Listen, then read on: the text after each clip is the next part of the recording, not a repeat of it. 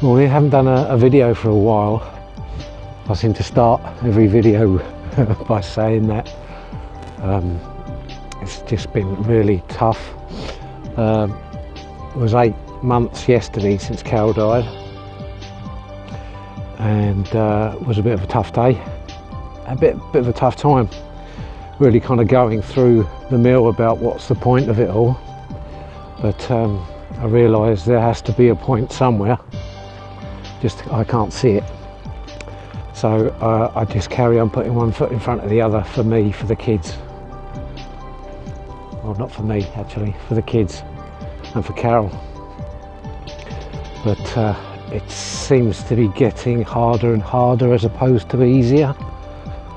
The more time goes by, the lonelier you get. But you know. So this video, I really wanted to kind of really hit on the manifestation. A lot of questions about manifestation and how I want to go into to explain how it is that we're able to manifest. Nobody ever talks about that. They talk about the hows, how to do it, and the techniques. But what I want to talk about today is what is it in us that allows us to manipulate this reality, not just with our hands. What makes us so special? And it all comes down to what we are, what we're actually made of. See, people believe that we are made of 65-70% water, something along those lines. But take it a little bit smaller and we'll get to the truth of the matter. And when you understand of what you truly are, you'll understand that the concept of manifestation isn't so far-fetched, because all you're doing is aligning yourself energetically with what you want. So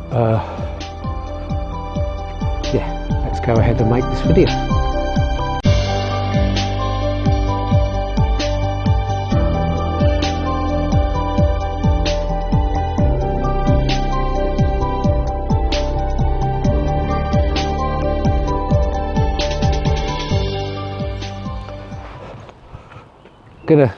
Gonna do this video outside. I think it's so beautiful. It's a bit cold, head gets a bit cold, but the sun is just streaming through down. That's probably not done the camera any good, but so and you can hear the birds, bit of traffic in the background up on the South Downs, and with a view over the city that way, which I'm going to walk into town because it's so beautiful. I mean, who couldn't love this place? Look at the horses. It's just a fantastic place to be. So what is it about us that enables us to manifest? If we're physical matter, if all we are is flesh and bone, then manifestation would be impossible. But we're not physical at all. We seem to feel physical, but the matter of fact is we're not. When you go down to the molecular level, things change very much indeed. Now, I don't have the exact statistics,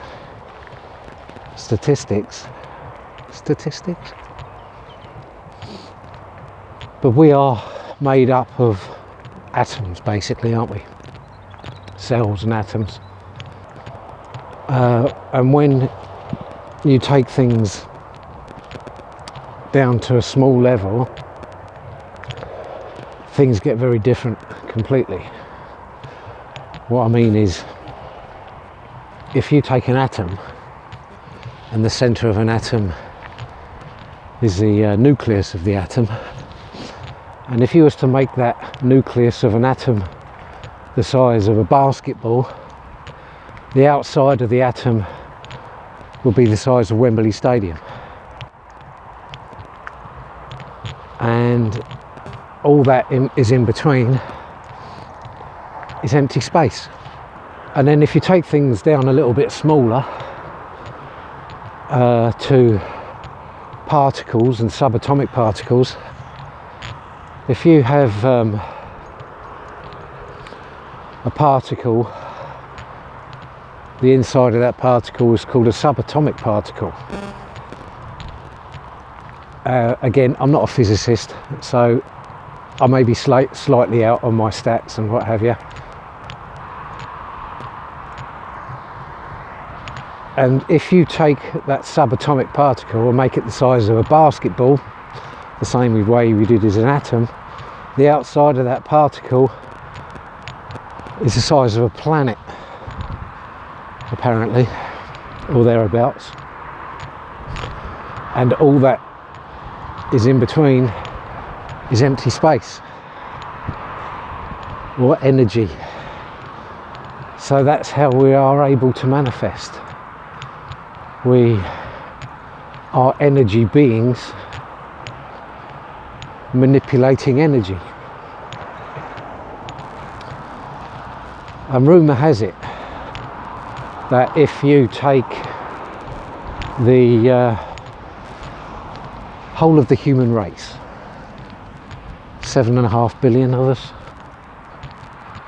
if you was to take 7.5 billion people, remove all the empty space from 7.5 billion people, what would be left would be the size of a sugar cube, albeit an extremely heavy sugar cube.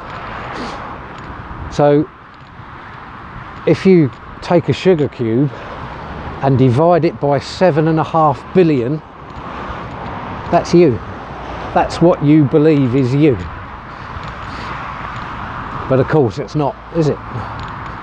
Sorry about that. I just walked into town, just walking back, and as you can see, a couple of hours it's taken me. It's got really horrible weather-wise. Excuse me.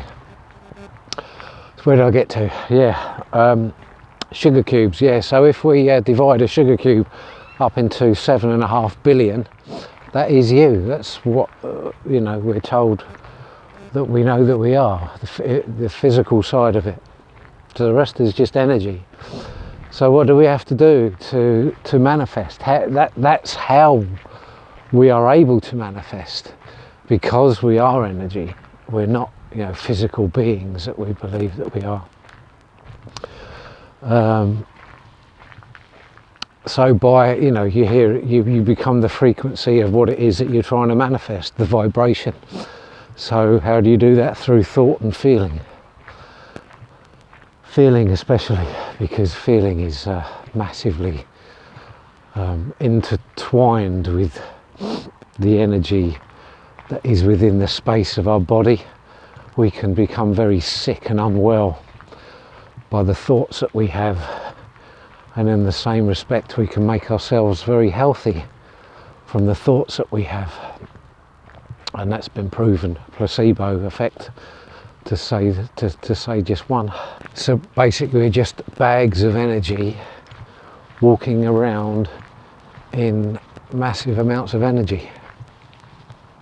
I think it was, I think I mentioned it in another video, Nikola Tesla said that there's enough energy in 1 cubic centimetre of empty space to power the planet for a whole day. We are able to, our consciousness is able to tap into that energy. But first we have to know 2 things. one, we have to know what we are, which is energy, and two, we have to understand that this energy that surrounds us, that we're able to tap into, exists, and it's been proven to exist by the likes of Nikola Tesla and Wilhelm Reich and many others that have been silenced, and their work has been discredited, and in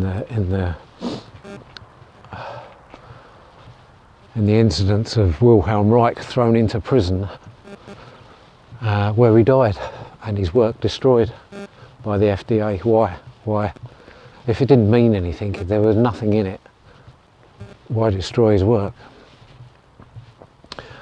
If there was nothing in it, why did Nikola Tesla die penniless in a hotel with his work destroyed by people that are able to produce energy using fossil fuels and charge you money for it? I understand that Tesla and Reich used devices to tap into this energy, but I put it to you that we can tap into this energy using our consciousness. How? Because we are the energy that we're trying to tap into. Plain and simple. We don't need the devices to tap into this energy. We are the energy. There's nothing separating us from that. You have to know that this energy exists, and you have to know that you are the energy. That way you can start to work with it. Otherwise it's just another thing somebody else says. We have to understand that we aren't separate from outside of ourselves. That's how we are able to manifest things that we do or don't want. Because if you don't know that, if you don't know that you are energy, if you don't know that you are not separate from the life situation that you're in, how can you possibly change it? You can't.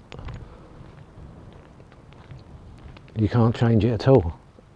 It becomes an immovable object, your life situation. My life situation feels very immovable, but my knowledge that I am not separate from it, literally, like a piece of the puzzle put into place, even though it feels very uncomfortable and it feels like it doesn't fit.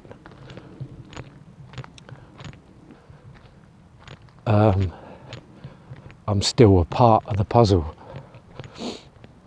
regardless of how uncomfortable it feels. And it's only my perception that doesn't fit, because I've been kicked well and truly outside of my comfort zone, and found the world to be an extremely cruel and lonely place. And that's something that I'm a part of, something that I'm connected to, and it's something that I can change. It's just a thought, which is energy itself, energy that produces emotion, which are chemicals flooding around your body. So change your thought, change your energy,